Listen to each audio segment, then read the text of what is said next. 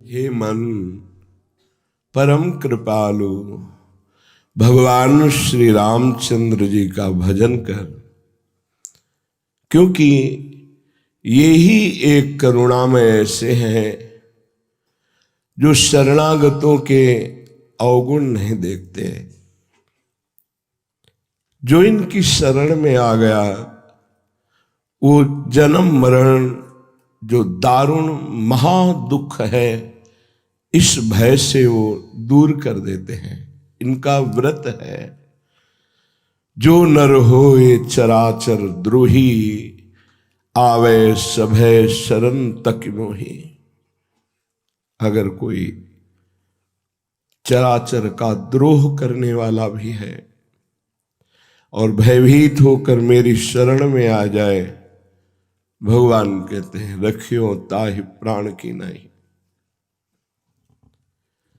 जो जीव के दारुण दुख का नाश करने वाले, जन्म मरण के भय का नाश करने वाले, एकमात्र शरणागत हो जाने पर ही, हे मन ऐसे परम कृपालु श्री रामचंद्र जी का भजन कर।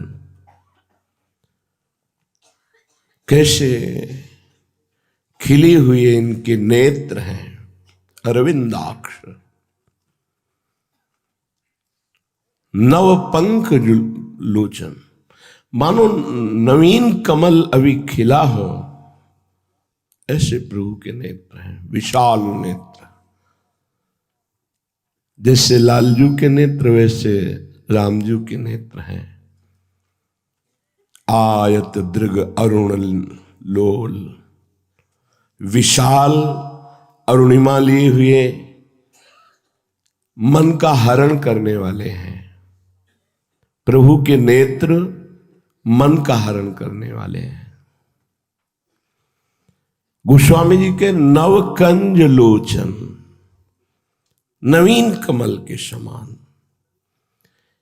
एक बार इन नेत्रों का स्मरण हो जाए, एक बार ये नेत्रों से मिल जाए तो जन्म मरण चक्र का स्वाभाविक नाश हो जाता है, क्योंकि नेत्रों से करुणा ही बरसती रहती है। करुणा कृपा कटाक्ष अपने शरणागतों पर इन नेत्रों से बरसती रहती है। और मुख कंज का तो क्या कहना, ऐसे कपोल, उन पर घुंघराली अलकें, कुंडलों की कांति कपोल पर पड़ रही है। समीप पे ही विशाल नेत्र, नील कमल की सी कांति कपोलों पे झलक रही है। एक बार जो रूप देखे फिर उससे और कुछ देखने की इच्छा ही नहीं होती। ये ऐसे रूपवान है। हमारे लालजू के नेत्र चपल हैं, चंचल हैं। वही जब राम रूप में तो बहुत ही गंभीर और लज्जायुक्त नेत्र रहते हैं। सहसा किसी की तरफ चितवन नहीं करते, सलज्ज और गंभीर मुद्रा में रहते हैं। ऐसे नव विकसित कमल के समान नेत्र वाले, बहुत ही सुंदर श्रीमुख कमल जिनका, और दोनों कर कमल जिनके अभय दान देने के लिए हैं, और युगल चरणारविंद चरण कमल ये भक्तों के निवास स्थान है।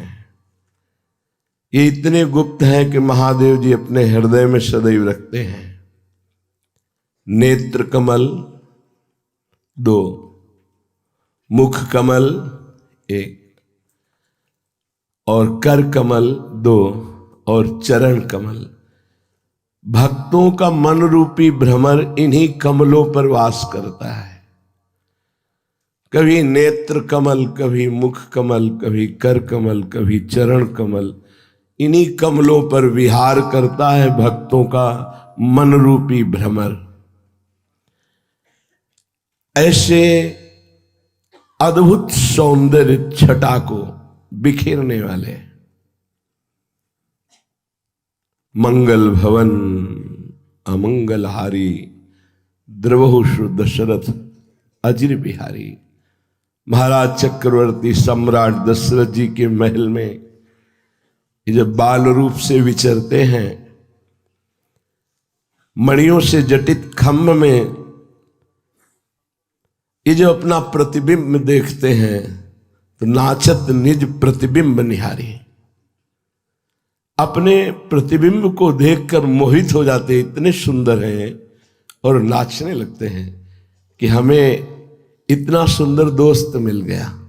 बातें करते हैं, ऐसे करते हैं तो प्रतिबिंब में ऐसे होता है, नाच रहे हैं। सर्वज्ञ प्रभु बाल लीला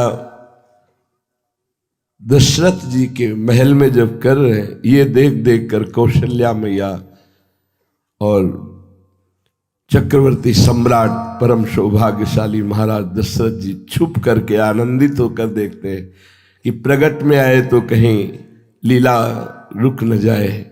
प्रभु बाल लीला करते हुए सुख प्रदान करते हैं। सौंदर्य के समुद्र हैं अगणित कामदेव। 1-2 करोड़, 2 करोड़ नहीं, अगणित कामदेव मूर्छित हो जाए, ऐसी श्री राम जी की श्री अंगों की सुंदरता है।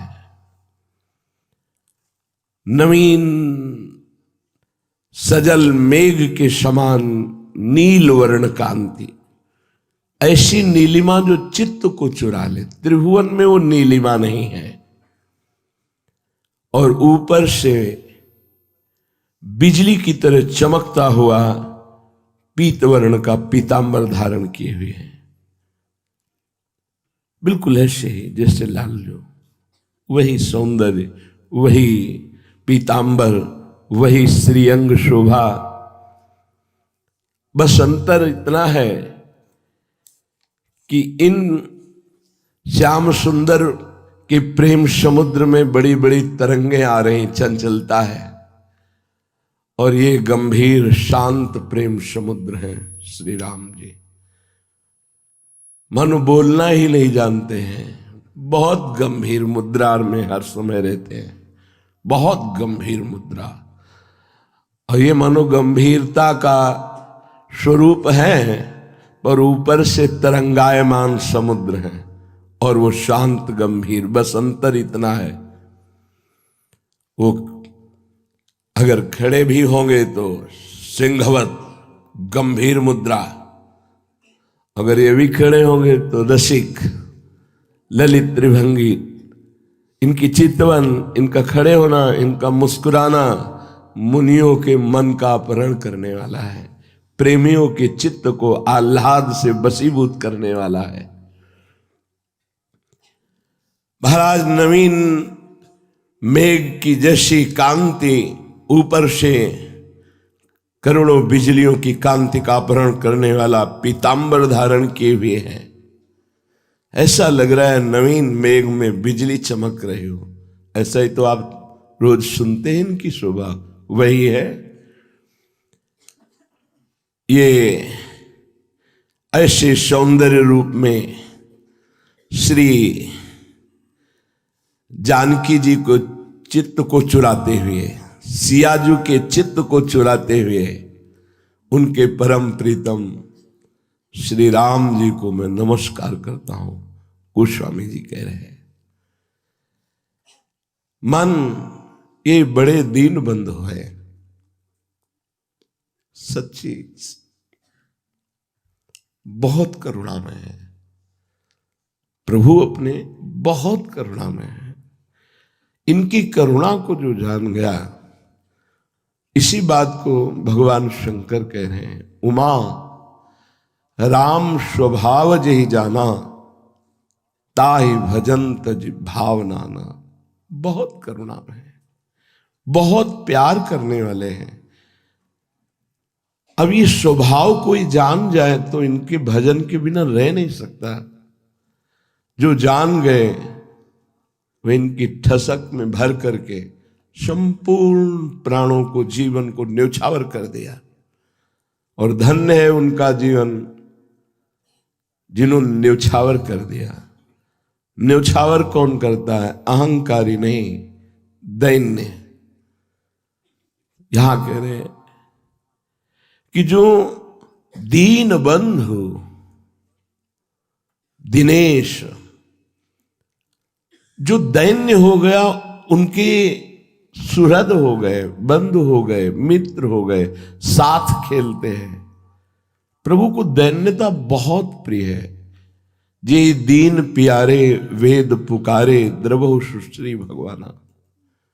ये दैन्यता तभी आती है जब चारों तरफ से हार जाता है, अभिमान नष्ट हो जाता है, तब वास्तविक शरणागति होती है। अत्यंत दैन्य तो अत्यंत प्रभु का लाडला हो, हर समय प्रभु खेलते हैं। देखो, कभी ऐसा मत समझो कि भक्तों को कलयुग है, भगवान कहाँ मिलते हैं, अरे वो ध्यान में कभी ऐसा कुछ नहीं। जैसे आप को हम देख सकते हैं, ऐसे भक्त प्रभु को देखते हैं, प्रभु उनसे बात करते हैं, प्रभु खेलते हैं। प्रभु बहुत सहज हैं, बहुत बड़े हैं और बहुत कृपालु है। इसलिए इनको प्राप्त करना कोई दुर्लभ बात नहीं। बस हम प्रकृति का भोक्ता भाव और प्रकृति के सुख भाव को छोड़ नहीं पा रहे, यही कठिनता है। और ये सब सहज में भगवत प्रेमी महात्माओं की कृपा से हो जाता है। अरे मन, ये बड़े दीन बंधु हैं, दीन बंधु, ये गरीब निवाज हैं। अगर कोई हृदय से देखे तो अपने जैसा गरीब कौन है? क्या है आपके पास? बोले रुपया है, मैं गरीब क्यों हूं? नहीं नहीं, ये तो नकली चीज है। असली चीज क्या है आपके पास? मकान है, पद है, भारी से भारी हमारे पास सब समाज प्रियता की वस्तुएं हैं, सम्मान है, ये सब नकली है, ये सब नकली है। तो फिर बचा क्या? तो बोले मैं तो फिर बहुत गरीब हुआ। हाँ, तभी गरीब निवाज रीझते हैं जब वास्तविक तुम्हारा चिंतन असत पदार्थों के गर्व से रहित होता है। क्या है तुम्हारे पास?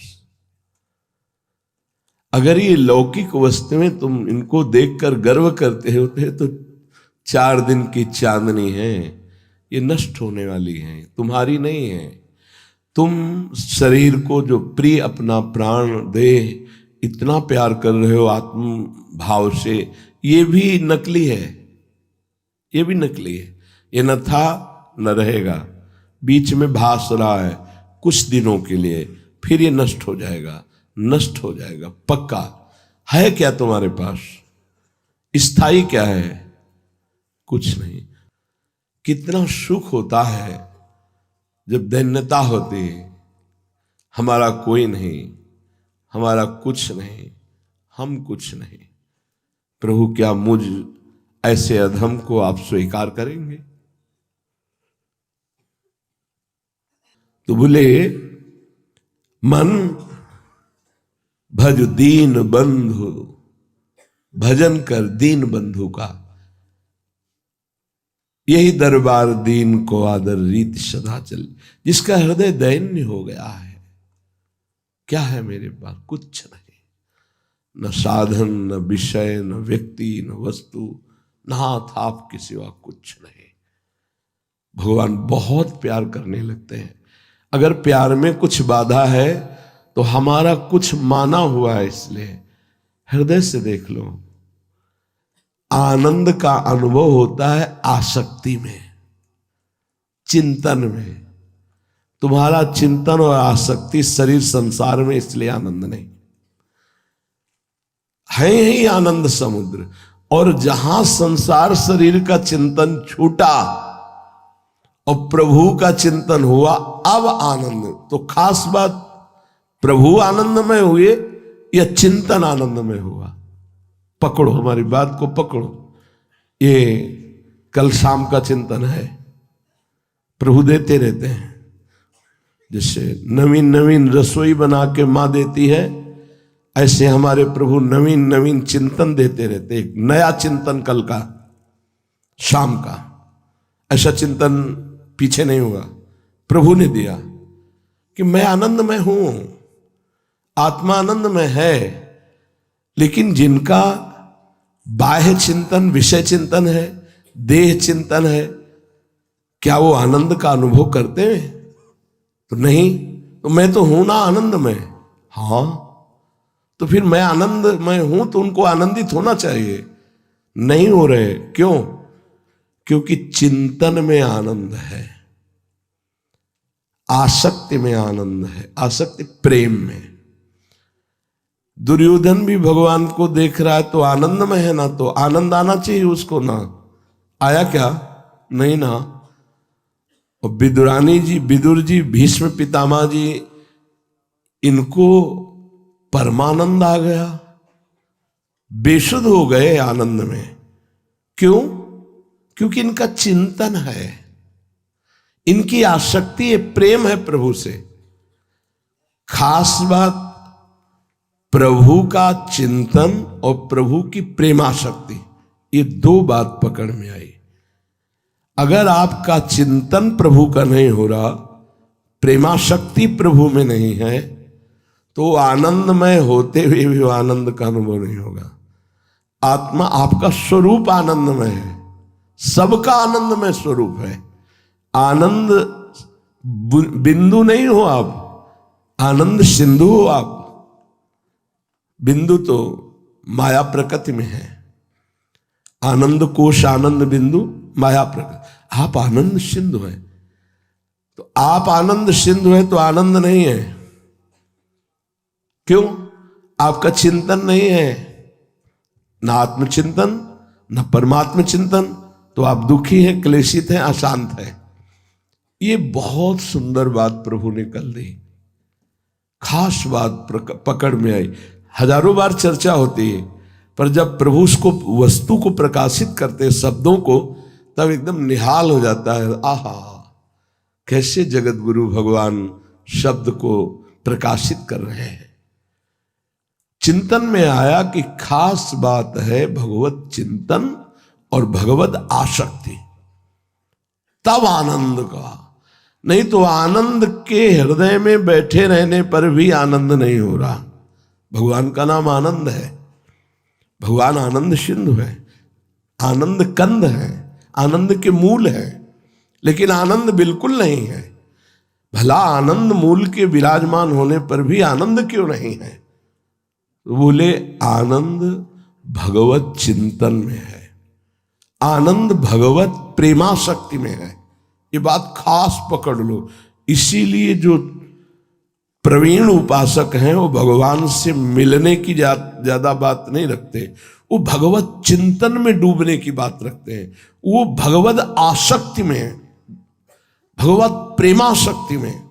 ये पूरे चिंतन का कल के सार बात निकली। गाढ़ चिंतन, उतना ही परमानंद, गाढ़ आसक्ति, उतना ही परमानंद। नहीं तो है सबके हृदय में, पर सकल जीव जग दीन दुखारी। विषयों में दीन हो रहे, ये मिल जाए, ये मिल जाए, ये मिल जाए। इस दैन्यता की यहां बात नहीं है। यहां बात है कि ब्रह्मा के पद की भी चाह नहीं रह गई, वो दैन्य। भज दीन बंधु दिनेश, भगवान दीन बंधु है। दीन बन जाओ, बहुत जल्दी भगवत साक्षात्कार हो जाए। कुछ नहीं पकड़ना, ना हम ज्ञानी हैं, ना हम भगत हैं, ना हम योगी हैं, ना हम कुछ। क्या है? हम हैं, इसका भी विस्मरण कर दो, बस प्रभु ही प्रभु ही। अभी दैन्यता का यहां ऐसा उफान उठेगा, रोते रहोगे, प्रेम में रोते रहोगे। बस यही दरबार दीन को आदर। प्रभु सिंहासन से खड़े होकर दौड़कर उसे गले लगाते हैं। किसको? जिसके पास कुछ नहीं है, अंदर से कुछ नहीं स्वीकृति है। जैसे सुदामा जी के पास अगर है कुछ तो श्री कृष्ण है, कुछ नहीं है आगे। भगवान दौड़ करके आए और गले लगे। कुछ नहीं जिसके, तुम्हें छाड़ी गति दूसरी नाही, बसहु राम तिनके मन माही। आपके सिवा दूसरा कोई आश्रय ही नहीं, वस्तु ही नहीं, स्थान ही नहीं। ये सच्ची मानिए, बिल्कुल यथावत ऐसा ही है। जब ये सब अपवित्र अंतःकरण पवित्र हो जाता है नाम जप से, भगवदाश्रय से, ऐसे खुली नेत्रों से एक एक सब रहस्य खुल जाता है। ये रहस्य रघुनाथ कर बेग न जाने कोय, जो जाने रघुपति कृपा तो सपने मोह न होए। कोई नहीं। जब ये सब बातें तर्क वितर्क की लड़ाई झगड़े की उत्पन्न होती हैं तो अंधरों ने जैसे हाथी का वर्णन किया था उसमें होती है। नेत्र वाला जब वर्णन करेगा तो वो एक ही होगा कि ये संपूर्ण बातें एक की हैं। वही एक अनेक है, वही अनेक एक है, एक और अनेक दोनों से वो परे है। वही सत है, वही असत है, वो सत असत दोनों से परे है। वही सत असत में भरे है। कैसे पहचानो? गुरु कृपा हो जाए तो अभी साफ संशय निवृत्त हो जाए। तो ऐ मन भज दीन बंधु। बस जब तक दीनता नहीं आती तब तक प्रभु बंधु नहीं होते। नहीं, वो बंधु की जगह हम उन्हें बंदी कह सकते हैं। जहां दैन्यता आई तो हृदय में बंदी बन जाते हैं, यहीं खेलते हैं। हृदय रूपी निकुंज में सदैव वो खेलते रहते हैं। उपासक चलता फिरता वृंदावन होता है। उपासक चलता फिरता वृंदावन होता है। उसके हृदय रूपी कुंज निकुंजों में प्रिया प्रीतम विहार करते रहते हैं। तभी भगवत रसिक जी कहते हैं, हमारे उर वृंदावन और इस प्रकट वृंदावन से हमारे उर में वृंदावन का प्रादुर्भाव हुआ। अब वो हम जहां भी हैं वो हमारे हृदय में खेलते रहते हैं। जैसे नारायण स्वामी जी कहते हैं, नारायण या गौर श्याम को हृदय निकुंज। बस यही, हृदय में क्यों नहीं आ रहे? कुछ है।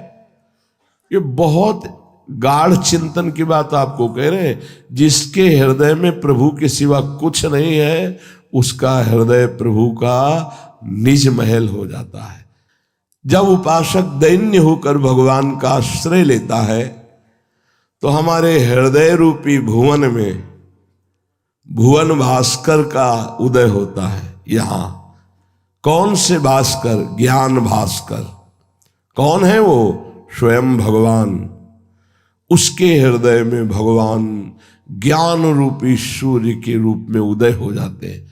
सच्ची, जैसे संसारी आदमी संसार की कल्पना करते करते वो थकित हो जाता है, डिप्रेशन में पहुंच जाता है, ऐसे ही उपासक का हृदय भागवतिक चिंतन, भागवतिक लीला, भागवतिक भाव में डूबते डूबते वो भगवत स्वरूप हो जाता है। उसका चिन्मय देह प्रकाशित हो जाता है। कुछ करना नहीं होता। सच्चे, ये प्रारंभ में होता है। कुछ करना नहीं होता। बैठे बैठे अपने आप कैसे बताएं? वाणी की सामर्थ्य नहीं बताने की, क्योंकि करे तो बता सकता है, जब हो रहा है तो केवल देख सकता है, बता नहीं सकता। देखने वाली दृष्टि भी दूसरी होती है। और ये वाणी तो बहुत ही स्थूल है, ये क्या बता पाएगी? जो भक्तों के हृदय में ज्ञान सूर्य के रूप में प्रकाशित हो जाते हैं और लोक में तो भुवन भास्कर के रूप में प्रकाशित ही है, वो और कोई नहीं, श्री भगवान है।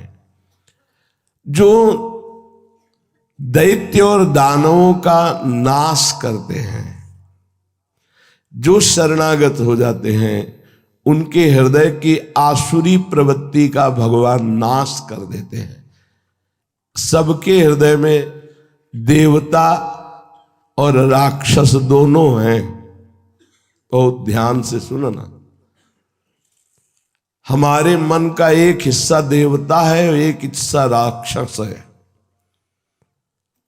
जैसे आप कोई गलत कार्य करते हैं तो आपको मन ही आदेश करता है, मन ही सलाह करता है, मन ही पूरा विधान बनाता है, लेकिन फिर वही मन दुखी होता है, क्लेशित होता है, ग्लानि से भर जाता है। तो उसके दो स्वरूप हैं, एक है दैवी और एक है आसुरी। आसुरी स्वभाव, आसुरी बुद्धि, आसुरी मन, ये हमें दुर्गति कराने वाला, पापाचरण कराने वाला, भगवान से विमुख कराने वाला, अधर्म आचरण कराने वाला है। जो भगवान की शरण में होते हैं तो भगवान ऐसी दानवी वृत्ति, ऐसी राक्षसी वृत्ति का नाश कर देते हैं। राक्षसी वृत्ति सुख लेना, दूसरों के शरीर से, धन से, वस्तु से, स्थान से, पद से, व्यवहार से सुख भोगने की इच्छा रखना, इसे राक्षसी वृत्ति कहते हैं। इसको स्वयं प्रभु नष्ट कर देते हैं जब कोई शरण में हो। ये दानवों का संहार करने वाले हैं, असुरों का नाश करने वाले हैं, उसका भाव समझो।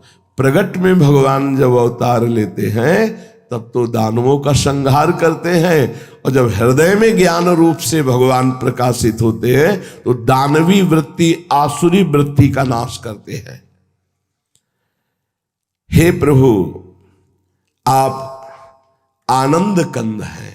कंद माने होता मूल, आनंद के मूल है। हे रघुनंदन, आप आनंद के मूल हैं। कौशल देश अयोध्या में आप चंद्रमा के समान प्रकाशित, जैसे चंद्रमा अमृतमयी किरणों के द्वारा सबको शीतलता और जीवनी शक्ति देता है, ऐसे अवधवासियों के, शरणागतों के हे श्री रामचंद्र आप जीवन हो। आहा, कितना सौभाग्य, अहोभाग्य। जब उठते बैठते अपने राजा धीराज प्रभु श्री राम के सब दर्शन करते थे, कर रहे हैं, करते रहेंगे। कौन? जो अवधवासी हैं, जिसका वध नहीं किया जाता उसमें जो वास करता है उसका नाम है अवध। अभी जिसका वध हो सकता है हम उसमें आसक्त हैं, इसीलिए हम राम राज्य में नहीं काम राज्य में जीते हैं। अवध में रहे तो राम राज्य में जिएंगे। अवध है भगवान का नाम, भगवान का रूप, भगवान की लीला, भगवान का धाम। अपना स्वरूप अवध है। नैनम छिन्दन्ति शस्त्राणि नैनम दहति पावका न चैनम क्लेदयन्त्यापो न शोष्यति मारुता।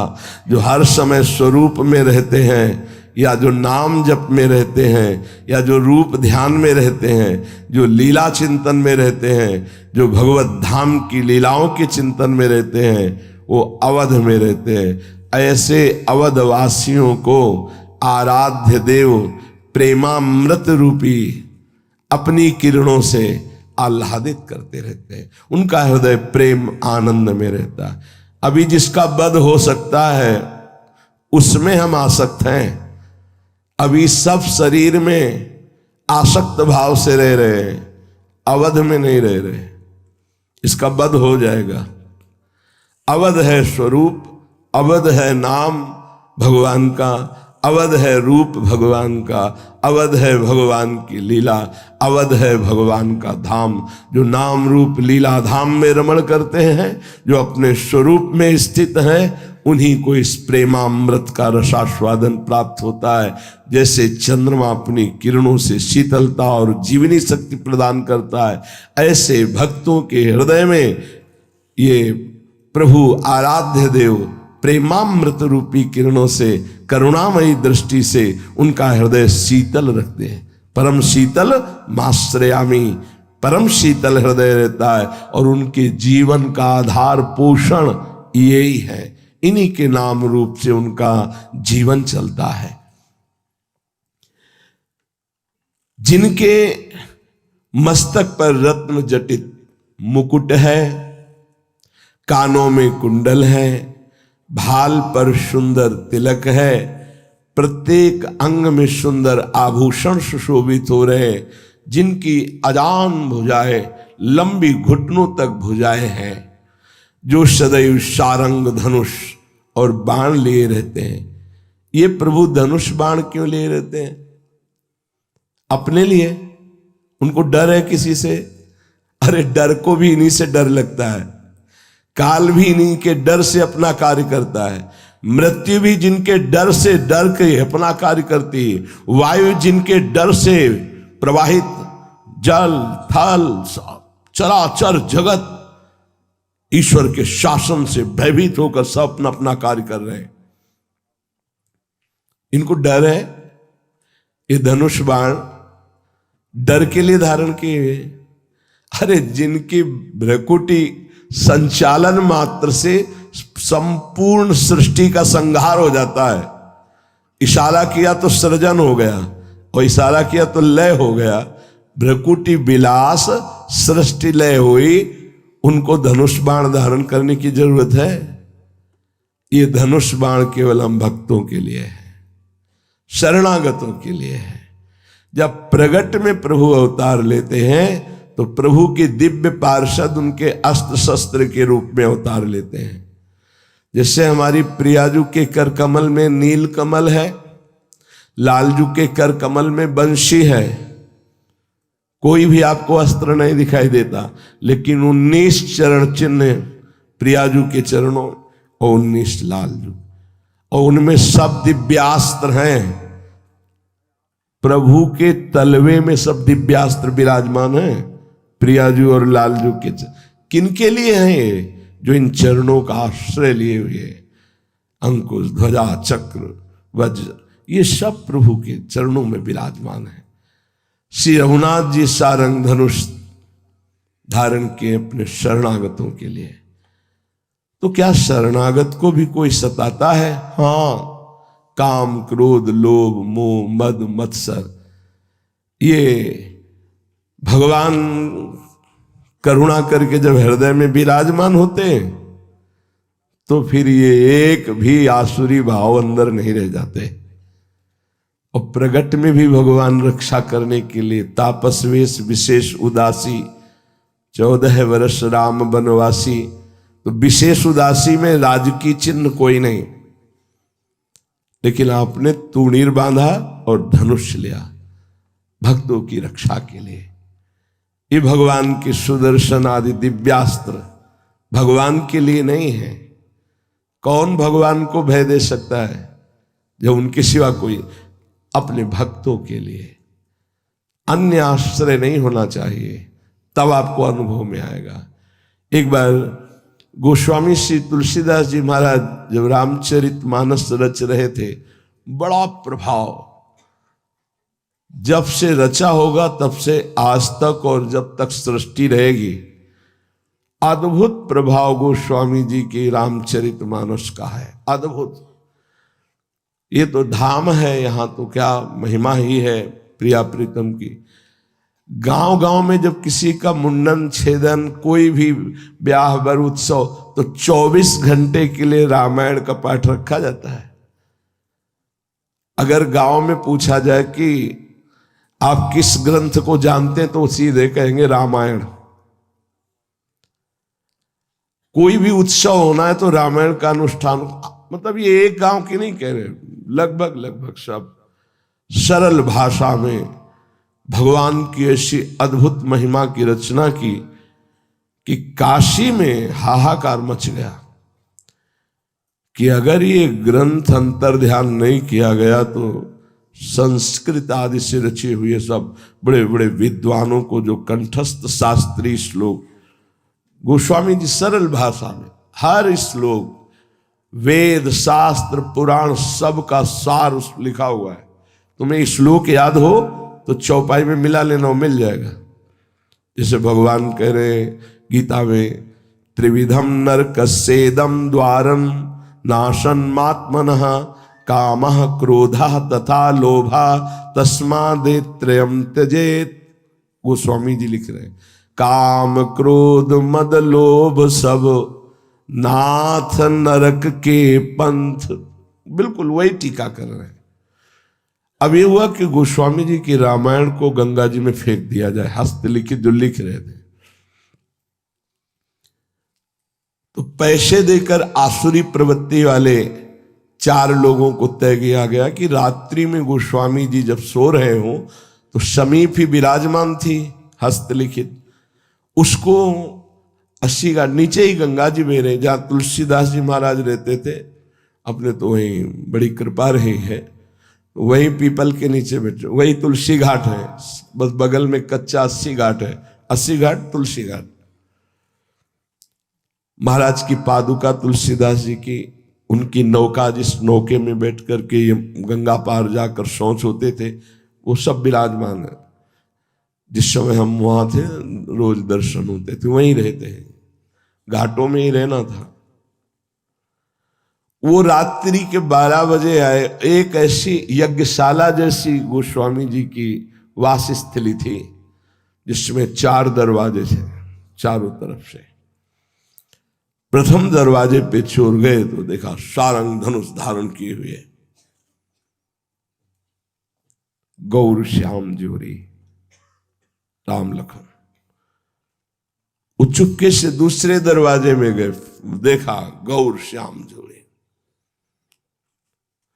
चारों दरवाजों पे देखो, भाग गए। पर एक अद्भुत आनंद चोरों को देखो, संत के अहित के लिए जा रहे तो भगवत साक्षात्कार हो गया। अगर गोस्वामी जी से प्यार करते तो प्रेम हो जाता भगवान से। एक अद्भुत आनंद उनको हुआ। उन्होंने कहा कि उनके परिचय के हैं, उनकी सेवा में रहते हैं, तो एक बार देखने को मिलेगा। गए, गोस्वामी जी को साष्टांग दंडवत किया और कहा, जो रात्रि में आप पहरेदार रखते हैं एक बार हमें दिखा दीजिए, हम देखना चाहते हैं। तो कहा, अरे भैया, मुझ गरीब का कौन पहरेदार हो सकता है, यहां कोई पहरेदार नहीं है। बोले, रात्रि में हम आए थे, हमको पैसा दिया गया था आपकी रामायण चुरा कर गंगा जी में प्रवाहित करने। तो जब हम आए तो देखा 2 राजकुमार धनुष बाण लिए खड़े इधर, उधर गए तो उधर भी देखा, चारों तरफ देखा। बोले, कैसे थे? बोले, एक श्याम रंग का था, एक गौर वर्ण। गोस्वामी जी के अशुभ प्रभाव हो रहा है कि मैं तो शयन कर रहा हूं, मेरे स्वामी जग कर रक्षा कर रहे हैं। ये सारंग धनवा प्रभु अपने भक्त को बहुत प्यार करते हैं। ये धनुष केवल भक्तों की रक्षा के लिए धारण करते हैं। जो धनुष बाण लिए हुए हैं, जिन्होंने संग्राम में खरदूषण को भी परम पद प्रदान किया, अर्थात जो नीच आचरण वाले, मांसाहारी, पापाचारी, दुराचारी, वो भी यदि हमारे प्रभु की शरण में आ जाए तो प्रभु ने परम पद प्रदान कर देते हैं। किसी को मारकर, किसी को प्यार कर। मारने से जो मिलता है परम पद, बड़े बड़े मुनि साधना करके उसे प्राप्त करना चाहते हैं। पर एक बात होती, परम पद तो मिल जाता है पर प्रेम रस का स्वाद नहीं मिलता है। इसीलिए खास बात परम पद की प्रेमी जनों ने नहीं चाही। प्रेमी जनों ने प्रेम चाहा है प्रभु से।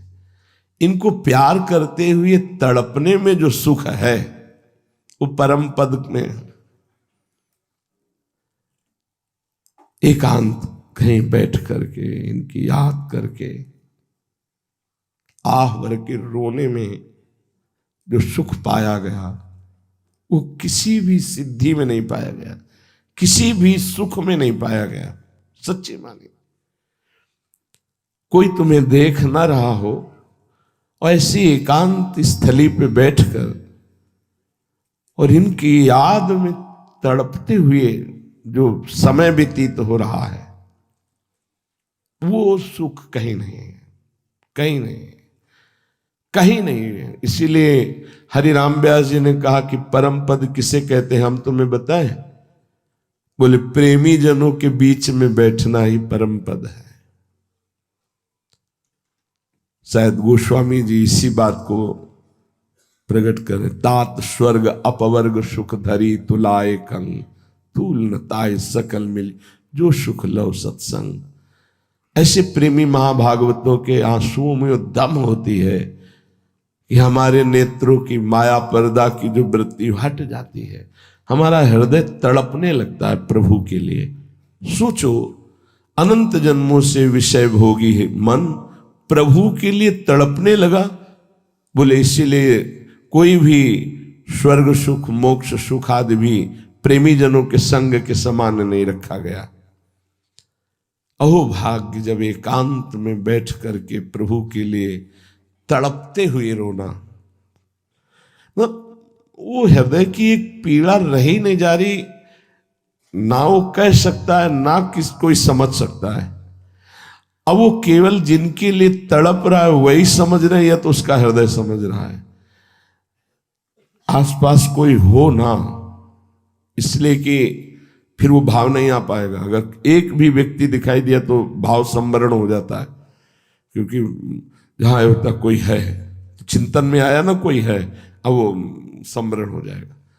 और जहां ये दिखाई देता यहां कोई नहीं है, फिर जो एकदम तार लगा, एकदम तन्मयता बनी, फिर चिल्ला चिल्ला के रोने का जो मन हुआ, हा प्रभु हा प्रिया। जो हमें लगता है कि इस सुख से बढ़कर कोई सुख नहीं। अपने प्यारे के लिए विकल होकर तन्मय होकर के रोना, ये सबसे बड़ा सुख है। ये हमको बहुत जल्दी प्राप्त हो जाए यदि हम कुछ पकड़े ना, ये बहुत जल्दी मिल जाए, और ये सबसे बड़ा सुख। कई जगह हमने पढ़ा है इस बात को, कई जगह पढ़ा है कि इससे बड़ा कोई सुख नहीं है एकांत में बैठकर रोना। और ये उसी का आता है जिसका कोई नहीं होता, जिसको कुछ नहीं, अपनापन किसी से भी नहीं है ही भी, क्या क्या है अपने पास। जिसे आपको लगता है घर मकान दुकान, ये तो सब मायाकृत है, ये सब नष्ट होने वाला है, इसको लेकर के तुम खुशी हो रहे हो, नहीं नहीं, ये कोई स्थायी चीज नहीं। तब ये बात हृदय में एकांत देश में बैठकर प्रभु की याद में, सामने जितनी हृदय की पवित्रता है उतना रूप है, और एक तड़पन है, एक व्याकुलता है। बस ये जो स्थिति है, मम भक्ति युक्तो भुवनम पुनातु, जो भगवान शंकर, गोस्वामी जी कह रहे हैं, इति वदति तुलसीदास शंकर शेष मुनिमन रंजनम। जो भगवान शंकर के मन का रंजन करने वाले, भगवान अनंत शेष जी के मन का, देखो शेष जी तो लखनलाल के रूप में है, इसीलिए फिर कृष्णावतार में पीछे अवतार नहीं लिया, पहले अवतार लिया कि तुम मानते हो नहीं, हम जब सेवा करना चाहते तो हमें डांट देते हो, और आपकी कहीं कोई अवहेलना करे हमें बर्दाश्त नहीं। बहुत प्यार करते हैं शेष भगवान, बहुत प्यार करते हैं प्रभु श्री हरि को। देखो कितना सुंदर प्यार करते हैं, अपने देह की शैया बनाए हुए हैं और फण का छत्र बनाए हुए हैं, और प्रभु को शयन कराए हैं। सदैव अपनी देह की शैया में प्रभु को शयन कराते हैं। और जब प्रभु अवतार लेते हैं, जैसे रामा अवतार हुआ, तो आप अनुज भ्राता के लखनलाल के रूप में प्रकट हुए। तो कई जगह ऐसे हुआ कि लखनलाल जैसे कसमसा के रह गए, पर प्रभु बड़े भ्राता हैं तो आदेश हो तभी, जैसे जनक जी ने कह दिया रोते हुए कि यदि मैं ऐसा जानता कि इस भूतल पर कोई अजगों का खंडन करने वाला वीर ही नहीं है तो मैं ऐसा प्रण नहीं करता। मेरी जानकी कुंवारी रह गई, कोई वीर पैदा नहीं हुआ जो अजगों को उठा ले और खंडन कर दे। अब मैं जान गया कि पृथ्वी वीरों से विहीन हो गई। आदेश नहीं लिया, कूद पड़े और कहा, ए जनक, अपनी वाणी को रोक करके, जहां रघुवंश मणि, कितना प्यार है, जहां रघुवंश मणि प्रभु विराजमान हुआ, ऐसी वाणी नहीं बोली जाती। तुम ज्ञान शिरोमणि हो, कैसी तुमने बहुत हल्की बात बोल दी, तुम एक अजगौ की बात करते हो। रघुनाथ जी का आदेश हो जाए तो पूरे ब्रह्मांड को कच्चे घड़े की तरह ऐसे तोड़ दूं। ये पुराना धनुष, उन्होंने जो कहा कि बरसाती छत्ता, वो प्रकट होता है ना, ऐसे करो टूट जाए, बरसाती छत्ते की तरह से अभी तोड़ दूं अजगौ को। मेरे स्वामी बैठे, तुमने कह दिया कि वीर विहीन भूमि हो गई। अरे इसे योजनों लेके दौड़ पड़ूं अभी इस अजगौ को। जब वो ऐसा कह रहे थे तो दिग्गज चिकाड़ने लगे, पृथ्वी कांपने लगी, क्योंकि भगवान शेष जी है। अभी कच्चे घड़े की तरह ब्रह्मांड को मसल दूं। मेरे स्वामी बैठे, तुमने ऐसी राम जी का, तो चुप होना पड़ता। कई बार ऐसा आता था, तभी कहा कि अब कभी अवतार लोगे ना, हम छोटे भाई नहीं बनेंगे। तो दाऊ दादा के रूप में आए। अब वहां तो डांट से काम चल जाता था, यहां पैर पकड़ने पड़े। जब कहीं तो दाऊ दादा, प्रभु फिर पैर पकड़, रुक जाओ रुक जाओ। ये भगवान शेष जी के हृदय का आनंद वर्धन करने वाले, बड़े बड़े मुनियों के मन को, भक्तों के मन, भगवान का एक नाम है भक्त जन रंजन, भक्त जनों को आनंद देने वाले, भक्त जन मन रंजन, भक्त जनों के मन का रंजन करने। भक्तों का मनोरंजन कौन है? प्रभु। उनका नाम आनंद प्रदान कर रहा, उनकी रूप, उनकी लीला, उनके चरित्र। हे भगवान शंकर, बड़े बड़े मुनि शेष आदि के हृदय का आनंद वर्धन करने वाले श्री राम, मम हृदय कंज निवास कर। वो स्वामी जी कह रहे हैं, मेरे हृदय रूपी कमल पर आकर, कमल सिंहासन, इस पर विराजमान हो। और प्रभु, मुझे पता है, जब आप मेरे हृदय सिंहासन पर, हृदय कमल पर विराजमान हो जाएंगे तो कामादि खलदल गंजनम, ये जितने दोष है भाग जाएंगे आपके डर से। यही उत्तम साधना है, यही उत्तम उपासना है। हर समय अपने प्रभु का नाम जप करते हुए अपने प्रभु को हृदय में देखे, यहीं बैठे हैं, चिंतन करने से आ जाएंगे। तुम चिंता मत करो कि तुम्हारे अंदर काम है कि क्रोध है कि लोभ है कि मोह है, मद है, मत्सर है। कई बार विनोद की भाषा में कहा है, अगर 20, 30, 40 वर्ष तक किराएदार बढ़िया किराया दे के भी रह रहा हो, अब हटाना मुश्किल है आपको। अगर 20, 30 वर्ष वो किराया देते हुए तुम्हारे मकान में रह रहा है, तो अब हटाना तुम्हारे बस की बात नहीं रह गई। वो सरकारी दावा पेश कर देगा।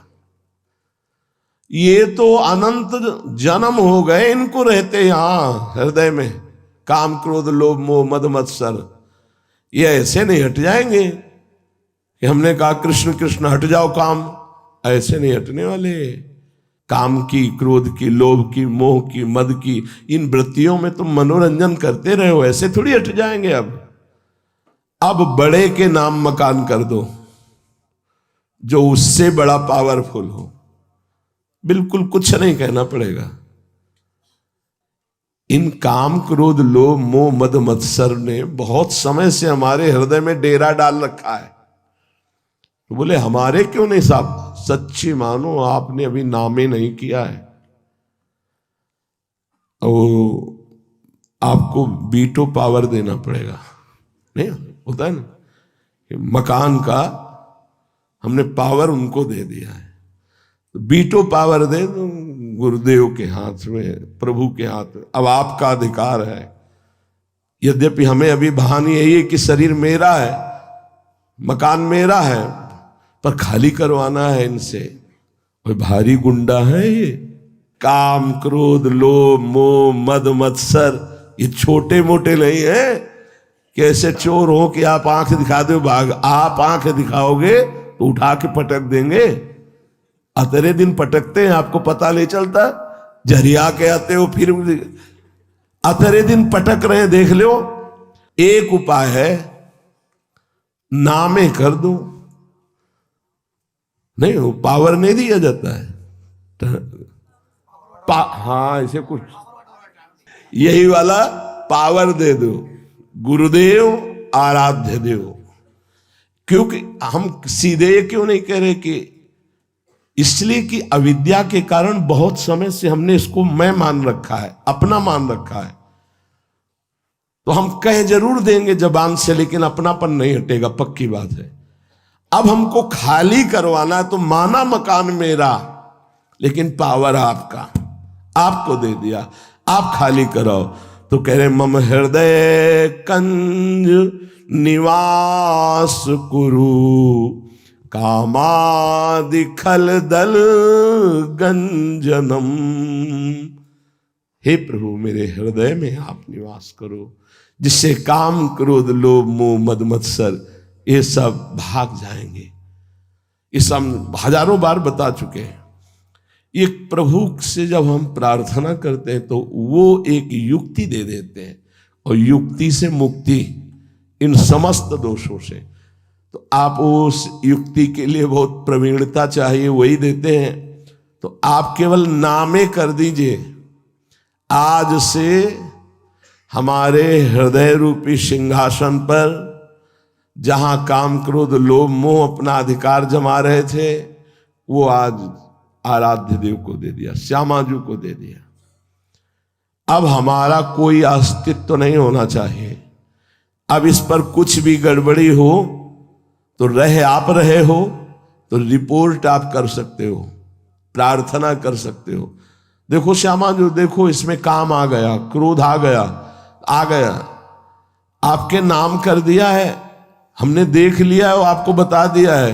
अभी हमें पीटते हैं, घर में दुख देते हैं, तो फिर अब आप देख लेना, क्योंकि आपके सिवा हम अब किसी से कहेंगे नहीं, आपके सिवा किसी से कहेंगे नहीं, सहेंगे। और जब ये पीटेंगे हमें तो हम आप ही की तरफ देखेंगे कि अभी आप पिटवाना चाहते हो इसलिए पीट रहे हैं, नहीं तो ये मकान आपके नाम हो गया है।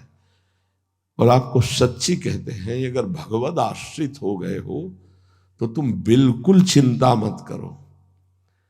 इन दुष्टों की दुष्टता का हिसाब वो करेंगे, हमारे समर्पण का हिसाब हमको मिलेगा। बात बिल्कुल ये समझ लीजिएगा। अगर ये बात नहीं समझेंगे तो काम क्रोध लोभ मोह मद मत्सर का हिसाब बहुत कठिन होता है।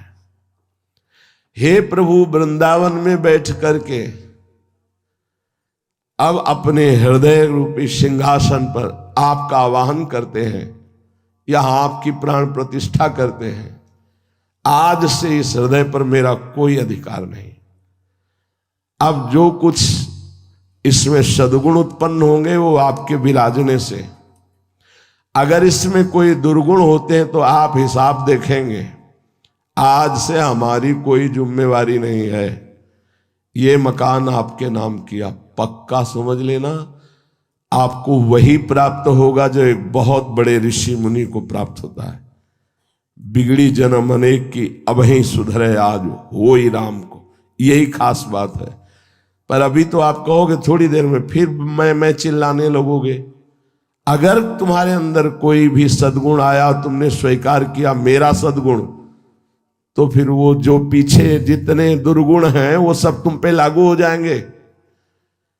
ध्यान रखना है, तुम्हारे हृदय पर प्रभु का अधिकार है, प्रभु के नाम कर दिया। अब सद्गुण और दुर्गुण हमसे मतलब नहीं महाराज। जैसे मकान नाम कर देना तो इसका जाला भी उसी के नाम हो जाएगा, यहां रहने वाली छिपकली भी उसी के नाम हो जाएगी, मकड़ी भी उसी के नाम हो जाएगी, क्योंकि अधिकार उसका हो गया। तो ये सब जाला मकड़ी छिपकली की तरह ये दोष काम क्रोध लोभ मोह मद मत्सर है ना, चिपके हुए, ये भी उन्हीं के नाम में। अब वो देखें कि जाला हटाना है कि मकड़ी हटाना है, और उनको हटाने में देर नहीं लगती, बहुत करुणामय है। तो निष्फिकिर हो जाओ, निश्चिंत हो जाओ, बेपरवाह हो जाओ। अगर ये बात तुम कर लो कि हमारे जीवन का पूरा हिसाब किताब प्रियाजू के चरणों में समर्पित, अब हम अपनी जिम्मेवारी नहीं, क्योंकि हमने वृंदावन में बैठकर अपने जीवन को प्रभु को दे दिया। अब वो परीक्षा होगी, दुर्गुण की नहीं। क्या आपका स्वभाव है महाराज, ऐसा तो भगत जो है ढूंढने पे नहीं मिलेगा। तो आपको गुदगुदी हो रही अंदर, हाँ भगत, तो वो तैयार हो रहे हैं आपके दुश्मन, परास्त कर देंगे। जब आपकी कोई बड़ाई करे तो आपकी आंखों में आंसू आ जाए। आप क्या जानते हो, हम जैसे नीच अधम को अगर कुछ भी, तो मेरी प्रियाजू ने स्वीकार किया, बस ये बात है। अगर ये बात है तो वो बात ही नहीं तुम्हारे सामने आएगी, ध्यान रखना। उस बात का अधिकार अब नहीं कि आपको परास्त कर सके, परास्त होते हुए भी आपको दुर्गति में पहुंचा सके, ऐसा नहीं, क्योंकि अपना जीवन आपने प्रियाजू को दे दिया। कभी आप अपने में सद्गुण स्वीकार न करें, अहम न स्वीकार करें, महानता मान प्रतिष्ठा न स्वीकार करें, तो जो निगेटिव है, जो नकारात्मक है, जो राक्षसी भाव है, वो आपकी दुर्गति नहीं करा पाएंगे, क्योंकि अब अपने जीवन को प्रियालाल को समर्पित कर दिया।